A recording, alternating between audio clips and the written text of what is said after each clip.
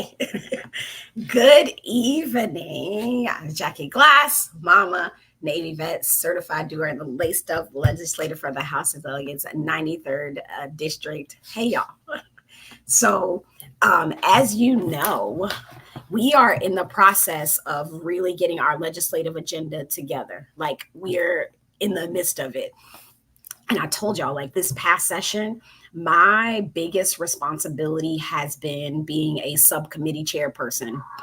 And it's a lot of work, but it's also a huge opportunity for us to grow our skill sets. Now, one of the committees that I'm on is called the privileges. That's not the right one that I want to talk about. It's communication, technology, and innovation, right? So all the legislation, all the laws that deal with communication, technology, and innovation, I get to hear before they even get their day with everybody else. Over the past 2 years, we've had during the 2023 and 2024 legislative sessions, we've had 16 pieces of legislation that have been introduced attempting to regulate some aspect of social media use by minors, so people under the age of 18. Now, of those 16, 12 were patroned by Republicans, 4 were patroned by Democrats, 4 of the bills passed, 3 were continued until next session, and 9 absolutely failed. And of those 4 bills that passed, 2 were actually patroned by, they were identical bills. So it's like 4 people on 2 people on each side, and the bills were identical. So we put them together. I say that breakdown because this regulation of social media, it's a bipartisan thing. You got people on both sides of the aisle that are just trying to figure out how we get this right.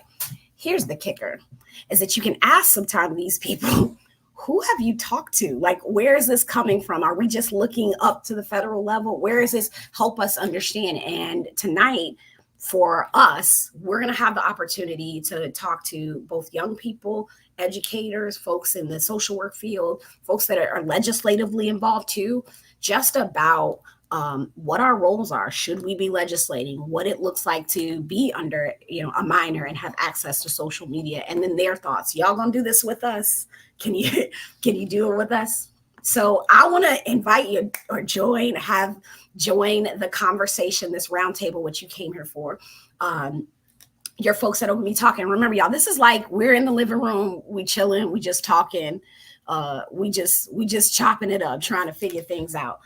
First to the table, I want to add, welcome Dr. Eric Goodman. Hello, Dr. Goodman. How are you doing? Thank you so much for having me. I appreciate it. Tell us about you, man. Oh, good. I am a lifelong what is it? It's not Norfolk. What is it? How do you say you live in Norfolk? I don't know, Norfolk. I Norfolk. Yeah, I don't know, but born and raised in this area.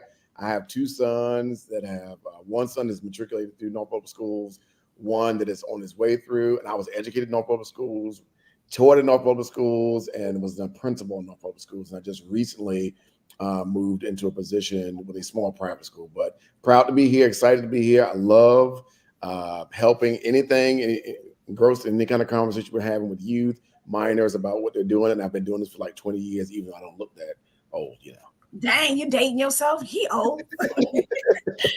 All right. Okay, and I hope I'm saying this right. I want to invite to the living room, to the couch, Lene. Am I saying it right? Lene Grimes. Lanaya. Hi. Lanaya. She just popped in here, y'all. I would have got that name. I'm a stickler for getting people's names right. Lanaya Grimes. Tell us a little bit about you, Lanaya. My name is Lanaya Grimes. I am the president. I'm the president of the Clean organization, and I'm also chairman on the Norfolk Youth Council. I am born and raised in Norfolk. Love it here. I go to Norview High. And, all right, pilot. I'm very family oriented. That's how I am. And Lanaya, you want to hear a little small thing? I was a member of the first Norfolk City Youth Council with Don Hester. Wow. Back in the day when they first started it. Yeah. Ain't that real? That's cool. Okay. And then next we have Jada. Hey, Jada. Introduce yourself. Tell us a little about yourself, Jay. I was on mute. Anyway. I'm Jada. I don't live anywhere near the Norfolk district, but I just graduated from Hastings, Nebraska. I'm now going to be a freshman. at Southeast Community College in Lincoln, Nebraska. All right. All Congratulations. right. Yes, Jay, congratulations. And somebody just corrected on LinkedIn, and it said it's Norfolk. Oh, Norfolk. Got it. Just Norfolk. That's Got it. just, We'll take it. you just Thank you wanted so to much. you I just appreciate it. Yeah. All right, next I want to bring to the couch Miss Jay Putnam. Hey, Jay. Hi, good evening. My name is Jay Putnam. I'm District Director for Delegate Glass, and I've spent my whole career in human services. So I'm here to address the mental health community's stuff with the subject. Yeah, Jay be digging. Okay, Jay is our connection to the community and spent a lot of time talking to folks in the mental health community about this and how we can sort of layer that onto the conversation. Gratitude, Jay. Thanks for being here. Last, she better turn on her camera though. Oh, that's not the right person. That's why. Where's she at? Where's she at, Jasmine? There she go. Jasmine Brown. Hi, my name is Jasmine Brown. I'm a member of the Norfolk City Youth Council. I just graduated high school, and I start apprentice school in November. Oh, wow. Congratulations. Okay, what are you apprenticing in? Welding. Yes. Wow. I love it. Love it. Yeah. All right. So look, y'all heard what I just said. I would love to first ask Jasmine Lanaya. Am I saying it right? Lanaya and Jasmine and Jada. Like, when did you all first get access to social media? And do you think that was the appropriate time to get access? For me, I would say maybe 5th grade. Wow. Like 4th or 5th grade. And honestly, being as young as I was, it didn't seem as much of a big deal because I kind of didn't know what was wrong and what was right. I was kind of just glued to Snapchat. Everybody was on Snapchat. That's how I text everybody ever on Snapchat. But I kind of got that when I got my first phone because that's what everybody was doing. So I kind of just wanted to ride the wave for everybody else. But I personally think I definitely could have waited. I could have waited. When I first got on the internet with social media, I believe it was back when I was in elementary school, around 3rd grade, and everyone around me was like having the phones and stuff, and so like they had like this social. It was this app called Musically, and it was really big, and so I was on it. My friends was on it. I definitely think I could have waited. I definitely think I could have waited. And then Snapchat came along, so that got big, and it was just like it was so much. It was really so much to be, drawn into like the real world when you're on social media. And I think that, now that we, all these kids are on social media now, they don't know it's a lot that's been exposed. Some things that are not supposed to be exposed to them and stuff like that. So when I first got out, I was exposed to a lot that I couldn't take as a child. So yeah.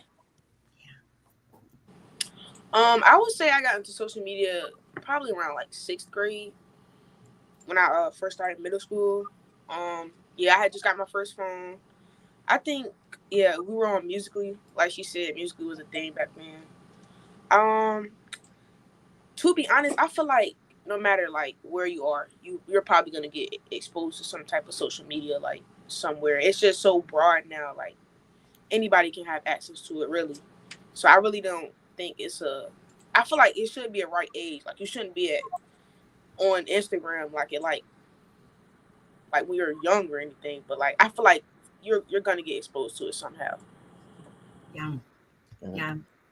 And how about you, Dr. Goodman? When did you start using social media? Oh no! Oh my God! I'm like a dinosaur. No, how about when did you start letting your boys? Because you said you have. Sure. Yes, I would say middle school. It was middle school. And of course, my wife at the time, we, with the middle school athletics and that type of thing. So we got a cell phone, so that type of thing. And then that led to, like you said, the Musically and all those other apps that were coming on. And there was so many things happening. Like it was hard as a parent to even keep up with so many things that were morphing from that. So if it wasn't Musically, it was other apps that they were on. They were talking. So I would say middle. I would definitely say middle school. Middle school. For children. Mm-hmm. I did not let my son or daughter get on social. Well, my daughter still is not, and she's 13. My son, I waited until he was a sophomore in high school. Mm-hmm. And I would love to know from Lanaya, Jasmine, and Jada's point of view. Like, I also kind of felt like I was doing harm in a way, because like everybody was on social, and he was like, I just get on Discord, and I know nothing about Discord. I'm like, I don't even know what that is. Like, don't laugh at me. Okay. I'm like, I don't even know what that is. But then it was like, it kind of got reckless on Discord, and I just felt like, yeah. So when I see your face, like doing all the things, I was scared. I was like, what is this? Am I doing? But I genuinely thought I was doing harm by not letting him be on social media, because he was not in on the jokes that was happening. He didn't know what people were talking about it. And so it was real hard to like negotiate that. See, well, the Discord, I'm one of the ones that were on it, and I had like friends, and like we'll have like a certain room, and they'll bring other people in that I never knew, and I personally say that wasn't no harm that you have done, because I know like the things that I've heard and seen, like it wasn't supposed to be, like I just didn't need to see all that. Discord is a reckless place. I can say that. But I personally think there was no harm in doing that. I mean, I'd say, wait, because like looking at it and seeing it, they're putting pictures and inappropriate pictures, saying inappropriate things. They're calling and just doing so much. And then you have someone else that you don't even know trying to talk to you in private, and it's like, yeah, you're invading my space. So I personally say you did no harm at all. Yeah, that's real. So a lot of the bills that I hear, or like one of the bills that I believe, and if I have to bring Max is legislative director on the background, making sure we keep honest on what we did or did not see, is there was a bill that was regulating, that sought to like make sure that people couldn't have civil penalties if people showed inappropriate content to a minor, right? Like civil meaning like suing. If my kid sees something and you as a social media company didn't take the necessary steps, that was just this past session, that essentially, parents could start suing social media companies. And I want to see what you all's thoughts on that is, because like that passed, like if you all are almost grown, just if you're 17, y'all grown, but like think about that. Like, would you think that would be a thing necessary to give your parents space to sue?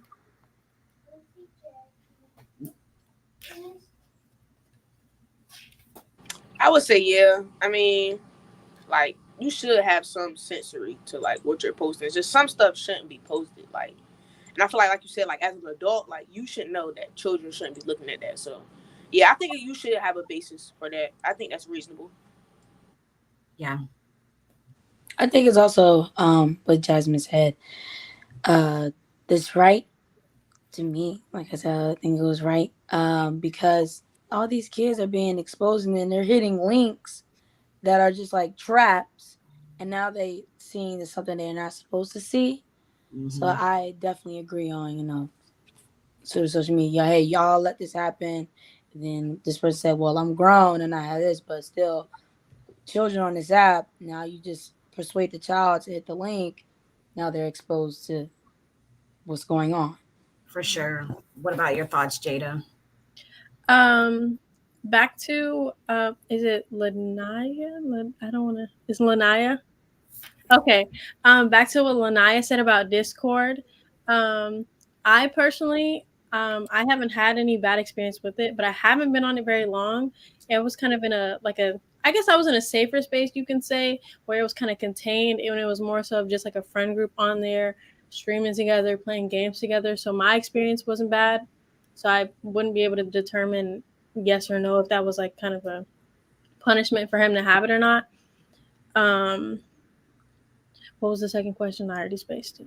If you think parents, like, should your parent be able to sue if these companies don't take the proper measures to like ensure that you are not seeing, a minor is not seeing inappropriate content, because that actually came into law that there can be civil penalties.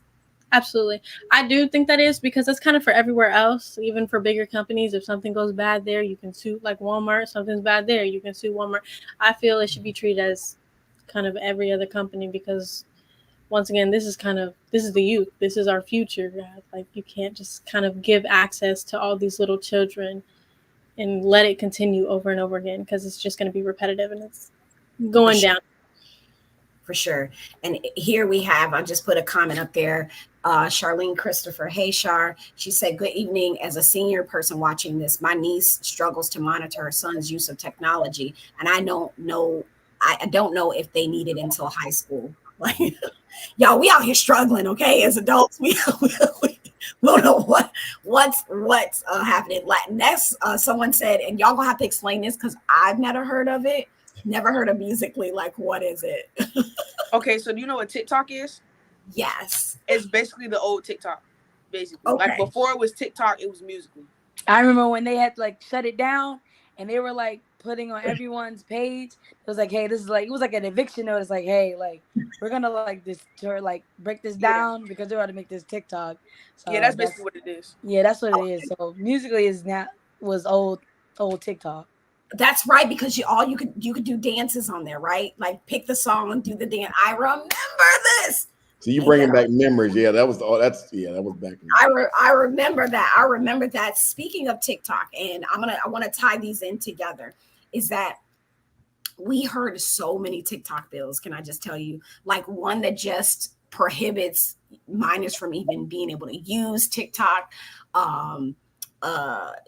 A lot. And I know if y'all pay attention to big politics, you probably heard it on the news, like the TikTok bill, and there was a big fight there. And so even as we see those conversations at the federal level, for me being at the state level, that trickles down to us, because states can choose to do sometimes things, even though the federal level is moving in another way. It's just a part of how we work. What are you all's thoughts on the banning of TikTok? She said, yeah. It's a little iffy, if I'm being honest, because I don't know, just my generation in general, or just people around my age, we don't run every morning to the news. Like, I personally don't like to get up in the morning. Mm-hmm. It's not my thing. So getting up and just looking at the news, or just at night, I'd want to do my free time a little more than just kind of sit and look at the news. So like, it's kind of easier to access as well, because you can just be scrolling on TikTok and kind of just find out something that you never knew. Or just even in other countries, say something's happening, they kind of run to social media to kind of get it public and get it to other people so they can get help and whatnot. But then it also can be really negative, because it definitely can mess up with somebody's mental health, because they like to compare themselves with people. So it's kind of good and bad, if I'm being honest. Oh. So kind of go off what she's saying, yeah, like, social media, it gets draining after a while, because like, I feel like it just gets draining. Like she said, everybody want to be like everybody else. Everybody want to keep up with each other. Me personally on TikTok, like, I learn a lot. I'm gonna be honest. I learn a lot on TikTok. So I feel like when you say minor, you mean like under 18, right? Under 18, yes. I feel like that should be up to the parent, because like, just because I'm not 18, that doesn't determine my level of maturity. So I feel like, I mean, I see where legislation is going with it, but I feel like that should ultimately be like left up to the parent, for sure. I feel you. I'm gonna go off what Jada and Jasmine said, both right, because TikTok, it was fun. Like I said, that was the old Musically, so like it grew on me. But like Jasmine said, it taught me a lot. Like, it taught me new things. It taught me like, it just like showed you like where you can get certain things and what you can buy, and the good stuff. But the bad side about it is that sometimes you can't compare yourself, and you kind of feel down in the slumps, or you scrolling for hours and then you didn't realize, like, hey, it's nighttime. Like, it was just day early and now I'm scrolling for hours. Now your screen time is like 9 hours and 10 minutes. Goodness But gracious. that's example, not off my screen. Okay. Not off my screen. But I like Jasmine said, I would definitely leave it to the parents. I don't know about what they're doing with like that bill. I have heard about that before. Yeah. And everyone on TikTok was like joking about it, and then some were crying and some were joking. But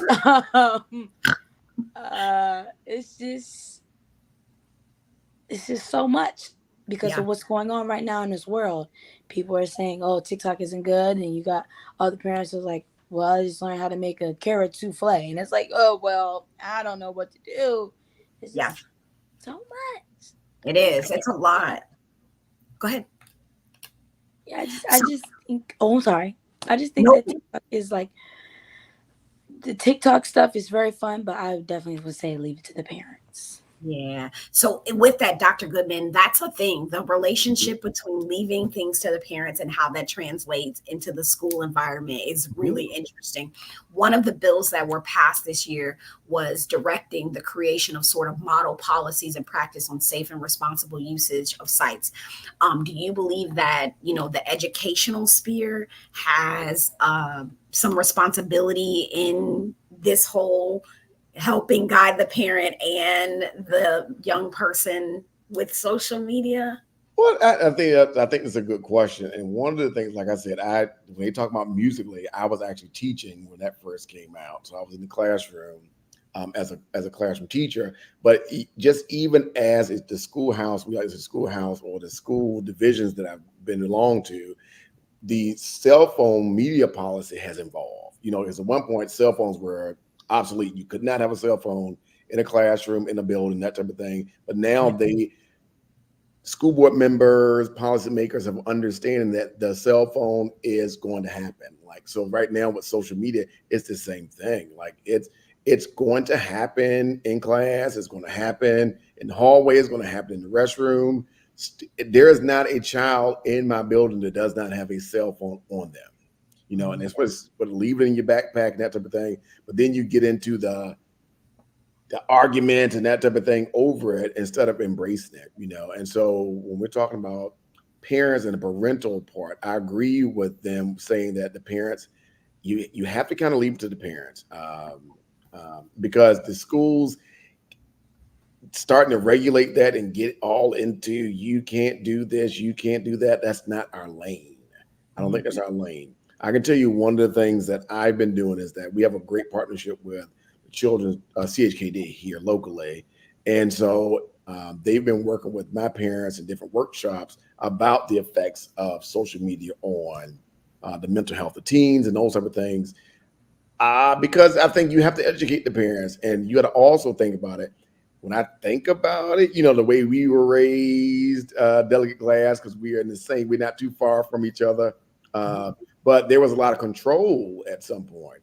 And I think parents also feel like with social media, they're not controlling their child because their child has access to, could be other adults, could be other influences, could be other, so many things. And if their child is acting out, for example, like at home, they're like, is it social media? Is it TikTok? Is this? Is that? You have so many different elements and so many different access points to what could be right in front of your face. And so it's scary to parents, it's scary to teachers, it's scary to principals because we don't know, because there's so many different things happening with this age group. And there's no one way to pinpoint exactly what it is. So it's it could be a blame game with social media as well too.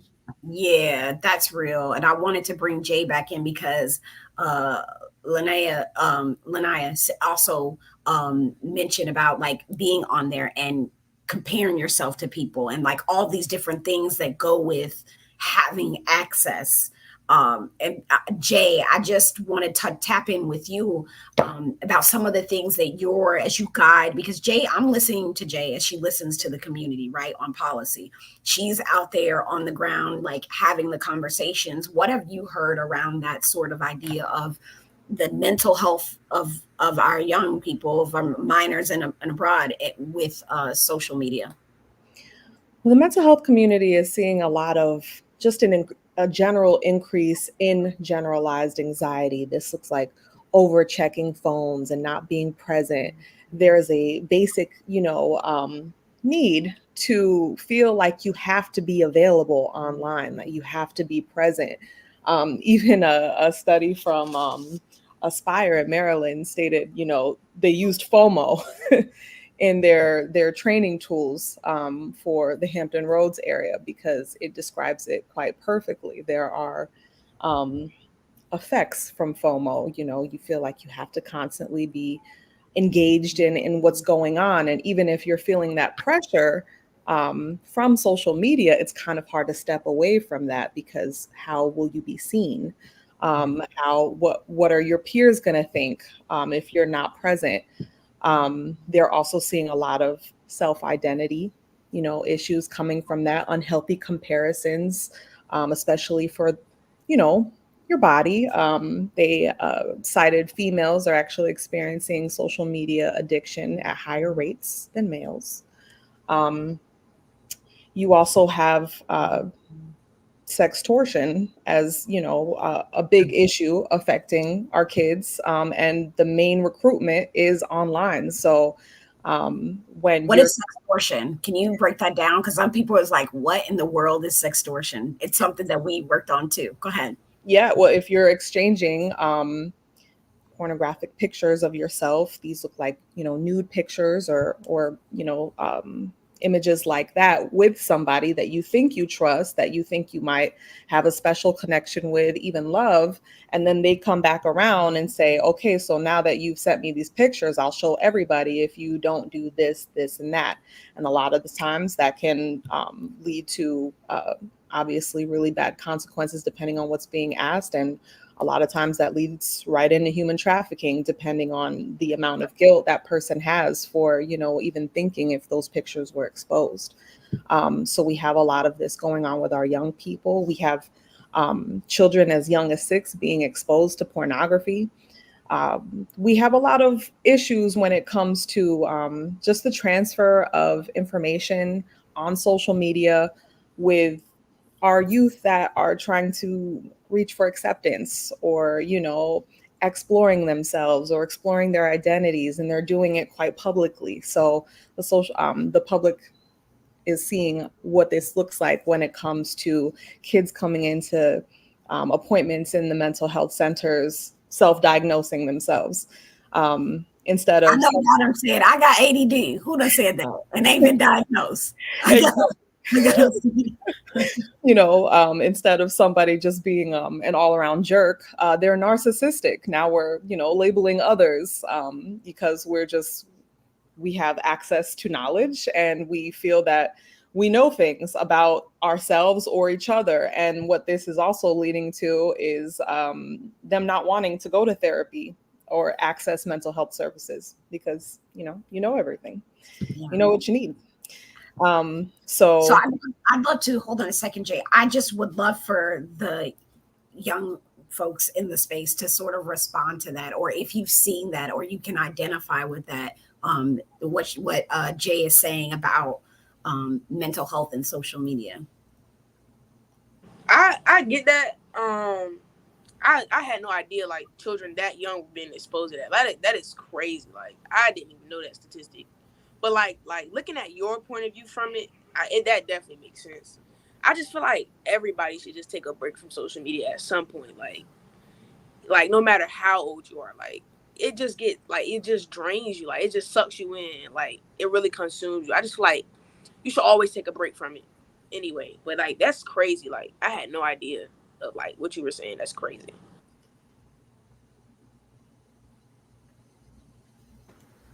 I keep trying to talk and I'm muted.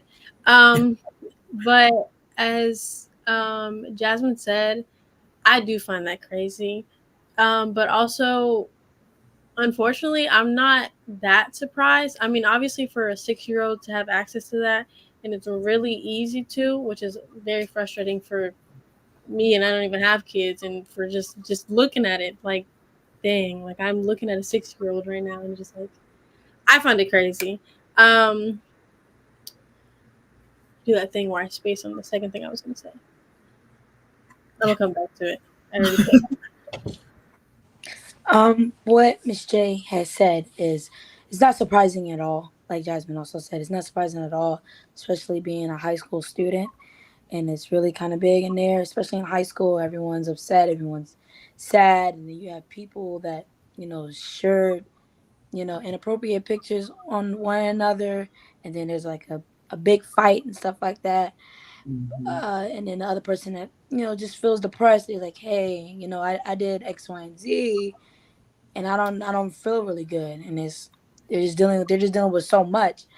But with the young kids, it just blew me out the park. But at the same time, I also kind of knew that wasn't, well, no, not knew that wasn't, that it wasn't shocking at all, because I watch kids, and I have kids singing or saying things. I'm like, where'd you get that from? What are you talking about? Well, it's right here on this phone. And it's like, you shouldn't be on there. What are you doing up there? But it's everything that's going on right now in this world is just out the ballpark. So that's how I take it. And I can just tell you, most of the time when I have some type of discipline problem in my office, is directly related to social media. It could be the latest challenge, or it could be the slap battle, it could be take your whatever's coming out, or whatever's doing it is going to show up and it's going to manifest, because the school, whatever school you attend, is just a small microcosm of the community. So it's coming in, and there's no filter, there's no filtration. And then also the after chats that happen, it's generally related to some type of way for a young person to try to navigate something, and sometimes they're not even mature enough to handle. That's real. That's real. Something that I think Jasmine said is like, everybody need to take a break.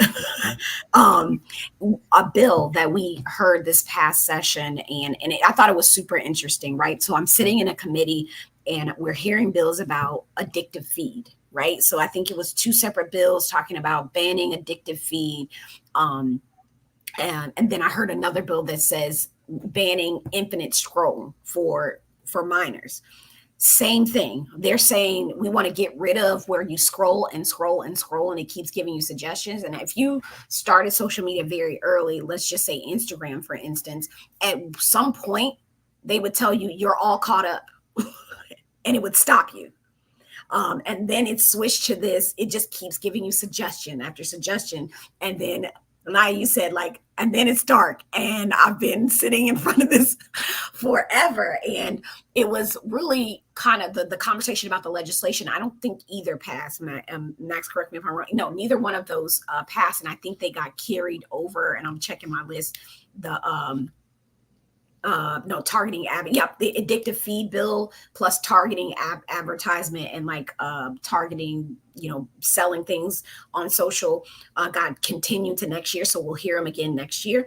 But I remember the Meta representative, or lobbyist, y'all, lobbyist is not a bad word. They're people there. We are all, I'm a lobbyist myself too, trying to lobby to get things done. But the lobbyist was sort of debating with the committee about whether to use the word addictive feed or infinite scroll. And so the meta lobbyist is like, we don't like the word addictive feed. I'm like, but it's the same thing. We're talking tomato. But what do you all think about that? Is that something that you think that the government should be telling the social media people? Like, you can't keep putting, suggesting things, and specifically for minors, right? So like a button where you can turn it off. I'd like the button to turn it off for myself, to turn off the continue. But that's a thing. It's meant to be addictive, and giving you those hits of dopamine as you go forward. What do y'all think about that? I agree, because like I know I have it on my Instagram where if I scroll past, I think it's like 9:30, 10, it'll tell me, it'll be like, all right, it's time to get off, or like, all right, it's going to nighttime, and like that'll like, hey, okay, it's getting late, it's time to get off of it. So I feel like if that was implemented more normally, then yeah, it definitely would be a good idea. I think that's a great idea. Yeah. And I'm seeing I was gonna say, I'm seeing on Instagram, Kristen Wheeler, who's here a lot, said like endless endless scroll and advertising culture is what's influencing culture. Go ahead, Lena. I have my Instagram, how I set up is where I have like a an alarm basically for me when I can get on it, and it's like how can I put it? Instagram has this thing where you can set a timer where you can be on it. So it's basically like, oh, this is like it's almost time for you to get off and go on nighttime, like night mode. And like I'll set it for at least, like if I'm in school, I'll set it for at least like 11 a.m. and then like get off at 9 o'clock. So like it helped me like get off the screen more, and it'll also help me like not get so sucked into what am I doing, because I know like, hey, I have another plan. I have to go somewhere, and it's to the point where you get so it's like it's really addictive. It's like, hey, but it'll tell me like, hey, you can shut it off and go to bed, and it's like, all right, I'm gonna go to bed. So it's that. I think that there should kind of be a system set up. If there's not, I'm not completely sure, but a system set up where for minors, that the adult or parent, guardian or whatnot should have access to it and kind of determine whether or not like the amount of scrolls or the amount of time, or be able to kind of just shut that app off for whenever they say. And I also do have the nighttime thing. It's kind of set. I think it's like 10:30 for me. It's a little late. Maybe I shouldn't do it as late, but the timer is set to where like people can't notify you. Like you don't get notifications. So if I'm out the app and I don't get notifications, it's easier for me not to get pulled back into the app. Okay, I need some accountability, friends. I'm not on social like that, but I feel like y'all have some good boundaries that I think a lot of us just have the apps and don't even know. So I'm gonna need y'all to do another class on social media boundaries after this.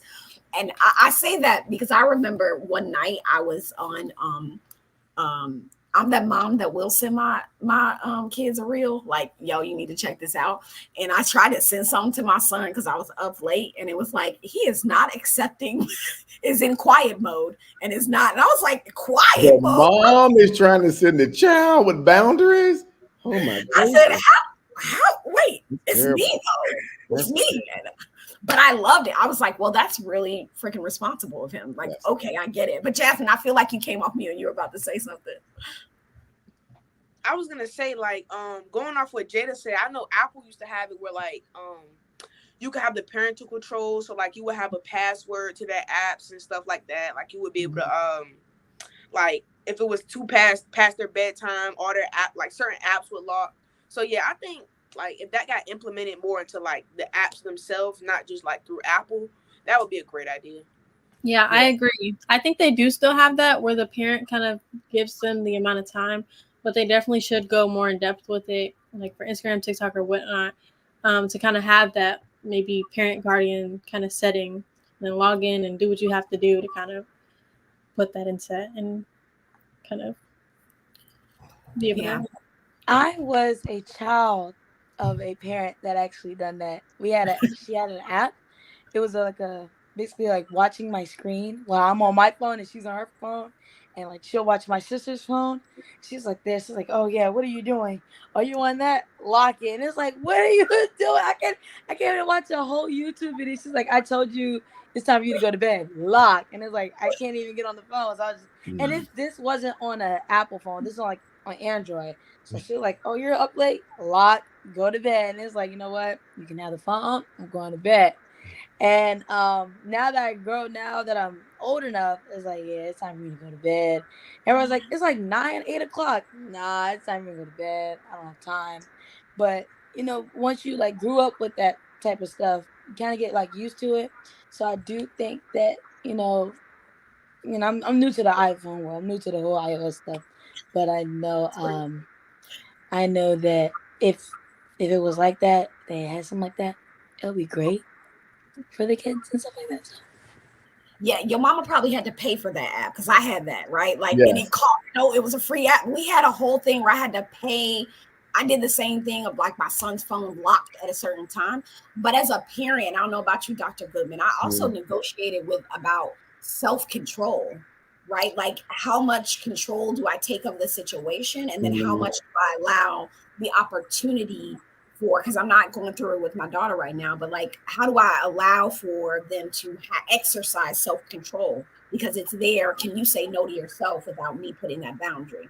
I was gonna say, but it's also, I think it is also one of the things as a parent, you want to see what your child does when they're not around you. So, because I Fact. think that's the biggest thing, right? When you see the definition for good citizenship, what are you doing when no one's looking? You know, all those type of things, because that's what you want to do. And so, like, I agree with you. Like, you cannot hide your child from everything. I remember when my son was not, when he was growing up, my oldest son, I used to try to hide him from people, you know, like smoking cigarettes and those type of things, because in my brain, if he doesn't see it, if he doesn't have it, he's not. But guess what? He's going to see it. They're going to be exposed to it. Like some, so I think it is a miss sometimes educational platform for parents to just talk. You got to talk to them. Like, you're not going to be able to hide your child from social media. Everything that's going on social media, they will hear about it. I don't. I'm probably the only adult that doesn't have Facebook, and so when people walk up to me, it's a Facebook conversation. And I have no idea what they're talking about. They'll say, "Did you know?" Blah blah blah, and I'm like, "Yeah, sure, absolutely." I have no clue, You be no, lying? all the time, because they got to keep. I got to keep it pushing. I got to keep, because I don't want to engage in something I don't know anything about. But I'm just saying, like, they have like, you are going to be exposed to what's on social media. So I think it's a educational platform uh, that you can have with your children. Someone mentioned Dr. Goodman hit the nail. Unfortunately, we have adult behavior in a childlike state. Children are following what parents do. Electronics are babysitters without monitoring. Yeah, Yeah. that gives me sometimes. Oh, let me look there for a second. That gives me sometimes. It makes me super nervous. Mhm. Jay, anything to add on that front that you like think contextually will Yes, I do. In benefit? fact, one of the social workers that I interviewed actually said, specifically to that, your kids are watching what you do, so it is good to have these conversations with your kids while also being mindful of what you're modeling, right? Because if you're modeling, things that you're then seeing in your kid in the form of social media use, that's also a good way to start a discussion. I also wanted to go back to Charlene Christopher and what they said about high schools that have started to ban phones and seeing, what that looks like. Um, the studies have shown that social media addiction scores predicted increased cyberbullying perpetration, and lower emotional regulation scores predicted higher social media addiction scores among American adolescents. So it would be interesting to see as more schools follow suit on this, what that will look like. But also, I think understanding what the actual effects are for social media use, as it pertains to anxiety and depressive symptoms, these are looking like lower self-esteem, higher levels of narcissism. You're having a lot more family conflict, poor sleep quality, increased or decreased social connectedness in general. Because when you know about that stuff, you can see the signs, you can see how you're being affected. So, the best interventions when we're talking about what parents should be talking about with their kids is having, yes, I agree with Dr. Goodman, that open and honest discussion. Um, at the end of the day, our kids are not going to continue to live in a bubble, so it is good to, when you start to see those violations with social media use, to use that as an avenue. Yes, go ahead and implement the consequence, but also talk about that, and give them the tools to better equip themselves to deal with, social media use in the future, if they understand why you're saying this and not just do what I said, but also understanding how it affects their brains and how it affects their behaviors, they're going to be more open to that discussion. So had the mental health community talk about, just general safety discussions, no meeting up with people that you don't know. They've been seeing an increase in only online relationships, by the way. It's like setting your kids up to be, catfished as adults, starting them out very young. How do you have a whole relationship of 3 years with somebody you've never met? And you don't, on the other side of the country, is that even a real person? So having discussions about, what that looks like and what dating and online looks like with your kids. And one was, it was, oh, okay. Limiting social media to an appropriate age definitely was referenced by one of the psychologists that I interviewed. And choosing social media with limitations, knowing your platforms. The best tool for parents specifically is understanding social media. If you understand, then you can help your kids understand the do's and the don'ts and the safety concerns, and talking to your kids about what they're seeing. These are all things that help combat the issue. I also feel like sometimes, and this is, and I definitely need y'all on this, that are new adults, okay, is like, this world has always been a part of your world, right? Like, it has been a part of your lived experience. And I am like trying to, as a, not only as a parent, but like also as a, in the role of a legislator, hold in my hands that the way you all form relationships, the way you all choose to communicate with each other, all of this is colored by your access to each other. And so like, I've had conversations with young people that say, I prefer to have friends via online rather than in person, or I like having that there's a comfort level there. And like, as a parent and as an adult, trying to be somewhat okay with that, like somewhat like, okay, I get it, like online has been a part of your life since the beginning, while also expressing what Jay just said, okay, like just know that here are the dangers too, without being judgmental. I totally disagree with that statement. Like I could see where like having friends online would like be comforting. Like I know one of my bestest friends I'm friends with now. We met each other playing a game, but it's different because we see each other now. Like I go over his house, he'll come over my house, like things like that. But I feel like having a virtual friendship, and this is just like my experience, it just doesn't like feel the same as like talking to maybe talking to you in person. Like it just doesn't feel the same. That and like you don't get the same experience online. Like I don't know who I could be talking to if I'm friends with you online. Like you could say you're 30 and you could be 12. Like you never really know. So I mean, for me, I would prefer in person because also like I said, I like to take breaks. I like to put my phone down sometimes. So it's nice to just put my phone down, have a conversation with my friend. Like I'm not too fond of doing the whole friend thing online, but like that's my personal experience.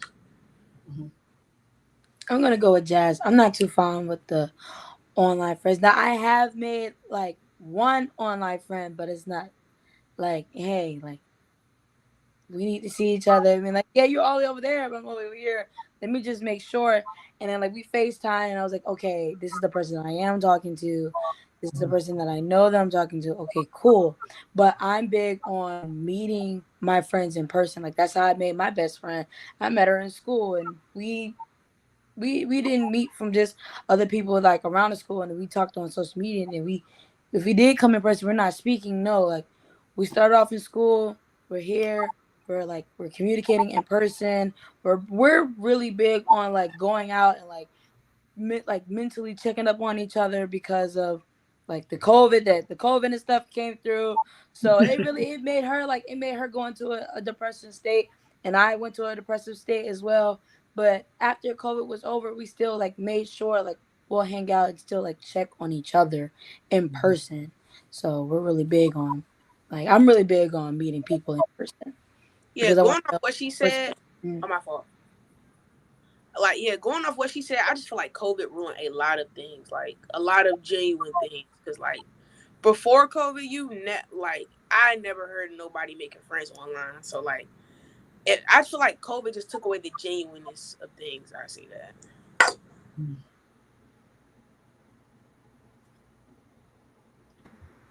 Okay.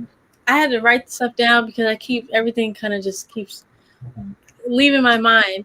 But I'm kind of in the middle of it because me personally, where I went to high school, everybody knew everybody because there's less than 1,000 kids there, and the school that I went to there's a lot of drama, and I don't deal with drama. I just rather nobody wants drama, and so it's kind of like I personally just didn't rock with the people that went to the school that I went to.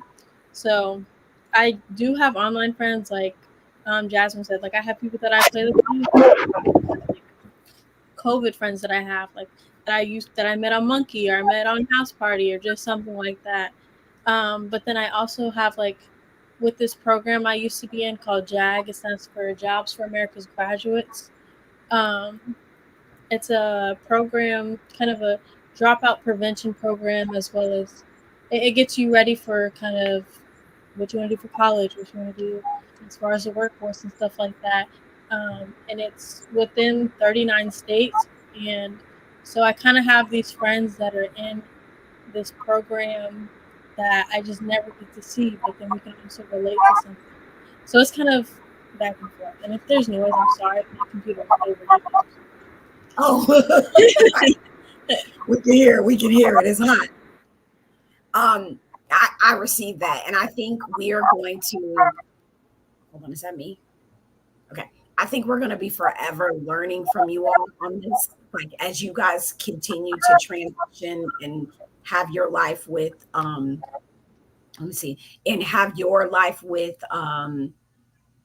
social, like I think we all stand to keep learning and growing. Dr. Goodman being in the school environment and will forever, I say forever, you forever gonna be somebody's teacher or somebody's not that much longer, okay? Okay, but also like we are interacting for as long as I, for the time being, I'm doing things that are changing all of our lives, right? One way or another. And you all are going to be interfacing in the place you are. Like, I think we're just going to have to keep having this conversation, which kind of leads to I think like the last aspect of the social media, privacy. There are, we did pass a law to regulate like how we use young people's personal data, right? How can, for advertising, for selling and things like that. Because as a young person, when we actually, they don't even matter. People in general, and particularly people under 18, the moment we go from this, click on this, like this, the algorithm is taking that in and targeting different things. And there's still going to be more conversations about like privacy and data and with social media. So what I'm interested in is like, is that something you even think about? Like you guys are now transitioning into adulthood, but like, did you even think about how people are using your information as you navigated through these social sites? And then Dr. Goodman, I'll have a question for you regarding that afterwards.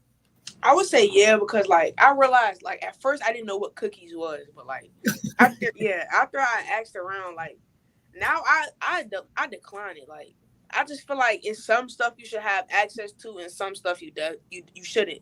Just like I find it like crazy how like you could be talking about something and then you'll see an ad about it on your phone. Like I just feel like that's a drag. Like some stuff you shouldn't have access to. So I'm definitely not comfortable with the whole selling your data thing. Like I think there should definitely be a law around that. Yeah.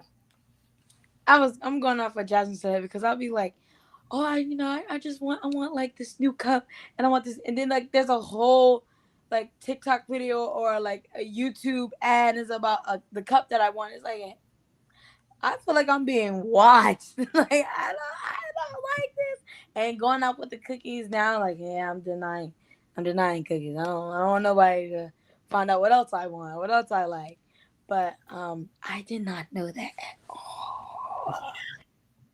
The mic is recording.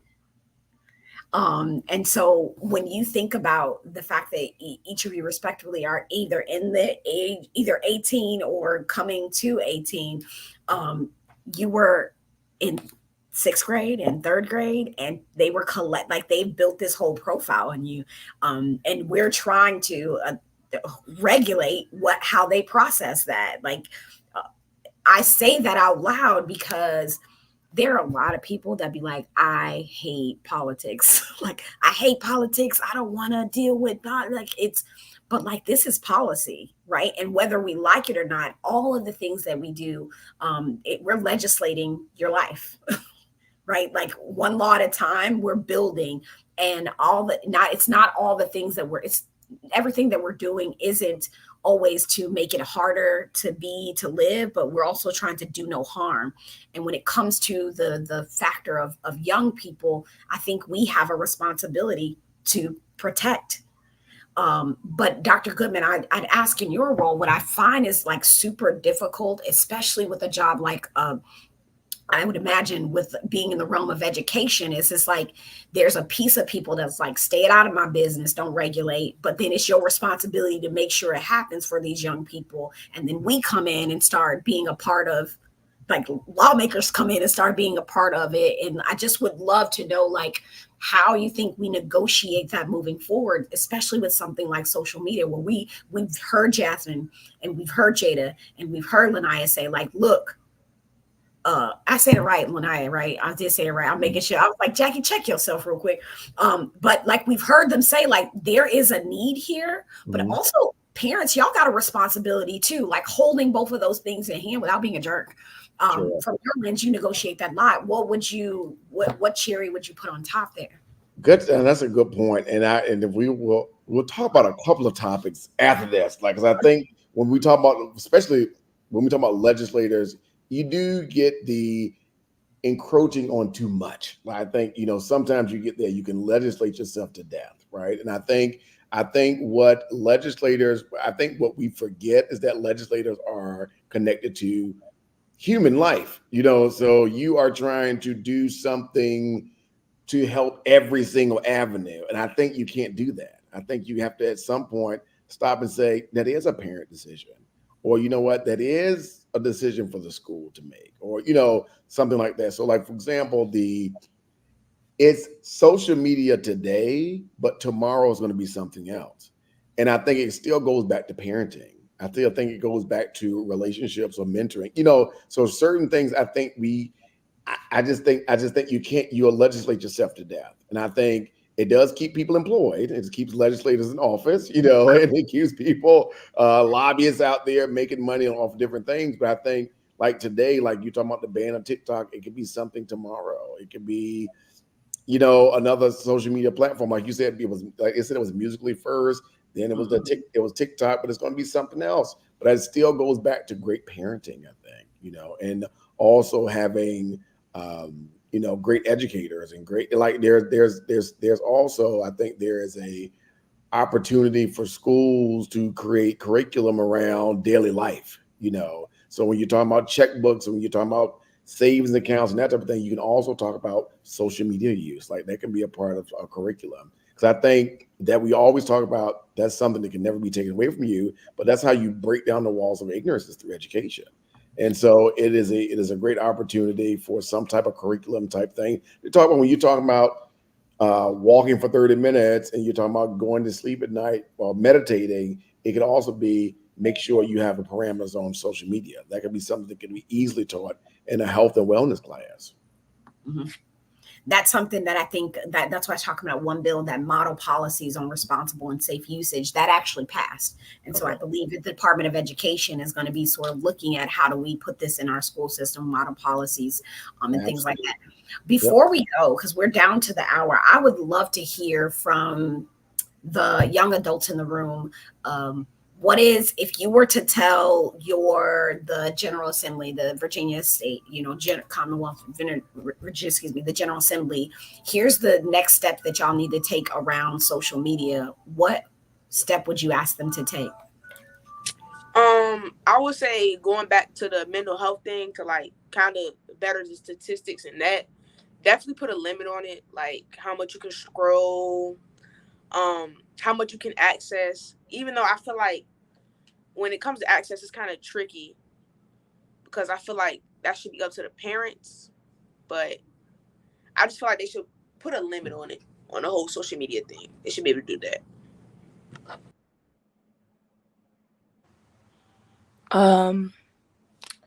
I also feel that we should have just a limit for children to be on social media, and like the little age stuff. Now that you have like all the results and all the statistics, put it together and find out what can be a safer route for those who are accessing social media, and just make it child like a child proof, or like a child lock type of thing. That's I.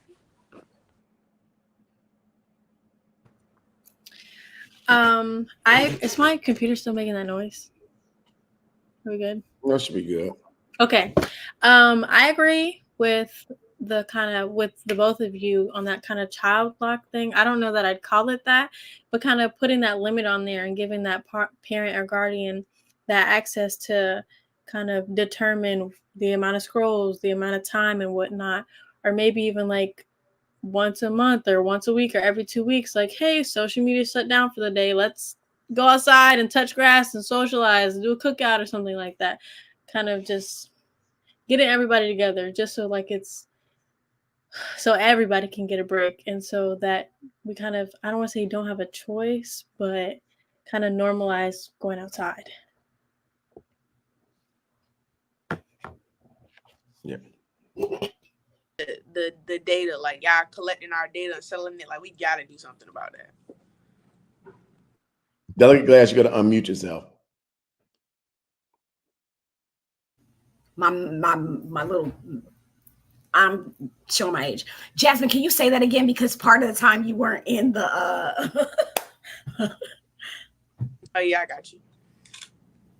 Yeah, I just definitely think on that selling data, like collecting our data, like we definitely have to come up with a plan for that. Like that's crazy.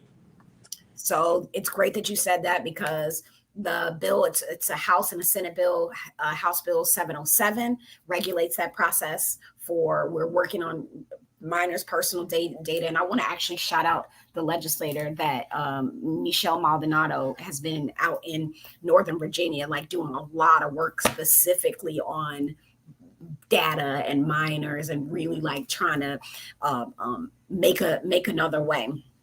Any parting things, Dr. Goodman? Jay, final words?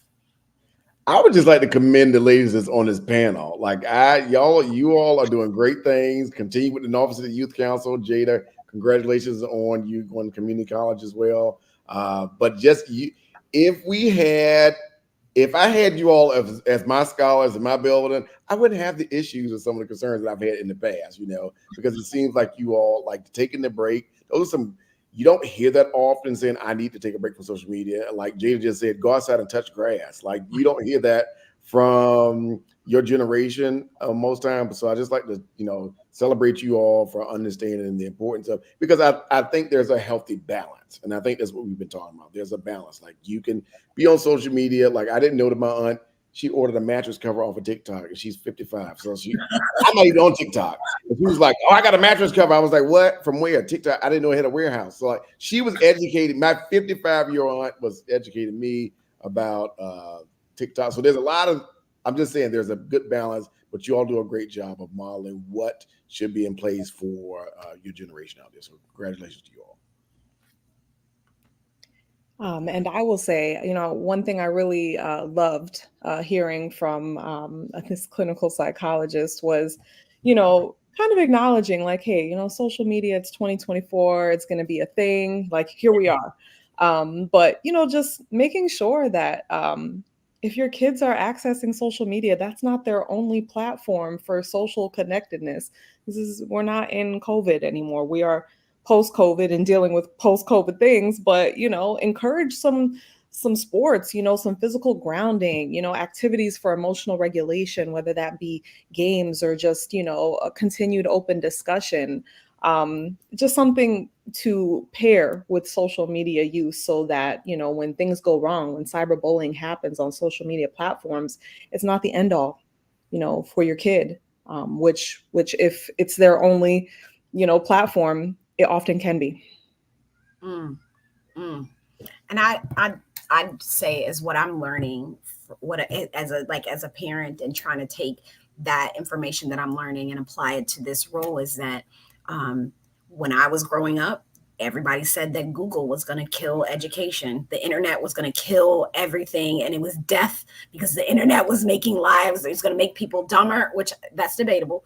And it's going to do just all of these things. And so now we've walked into the social media aspects, and y'all, we about to walk into the AI part of life, right? Phase of life that y'all fell out your chair. If I know anything as a fellow neighbor to all of you, is that we have to do this more as a legislator. Like, I genuinely am super grateful to every last one of you gifting us and the community with your time, because this does not happen enough before we go up there and start pressing buttons and saying yes and having opinions about the laws that we're making that will impact some of your peers, your neighbors, your sister, your brother, your cousin. This just has to happen more. And on Instagram, you can't see it here, but y'all are getting all the kudos. They ain't stunning none of us. They're like, these women are impressive. Oh my goodness. Just like super impressive. The world needs to see this. And it's not that you were agreeable. It's just that you were honest from your perspective. And I think it's going to be super healthy as I roll into getting ready for 2025 session, that we also hear we play devil's advocate. So if you're listening to this and you've heard the commentary from the roundtable and you're like, I super disagree, then that's okay. You can reach out to our office and say, we actually genuinely need that in order to do the work that we do better. And I want to share, I'm going to make sure that, because did y'all have a good time? I just want to know, did everybody have a good time? Because that is the deal. Did you? I hope so, because low pressure, this is how I learn. And hopefully this is how everybody else is. Hold up. Let me get the window real quick. Oh, I lost it. We are going to be doing this again and early and often on different topics. And what I'll do is I'm going to bring up, if I can snatch it up real quick. I can. Come on. We're going to be following this up with, there it is. I'm going to share. Something's going on with my mouse. See there?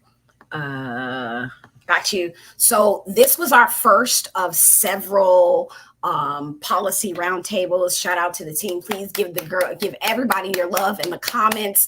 The next roundtable that we have will be on childcare, and that's a childcare, but we're just talking care in general. Y'all, we're really looking at honing in on childcare, but we'll be doing some discussions around that. We'll also in August be doing on artificial intelligence. That is something that y'all we just not moving fast enough. We're just not moving fast enough. I'm ready to have that conversation.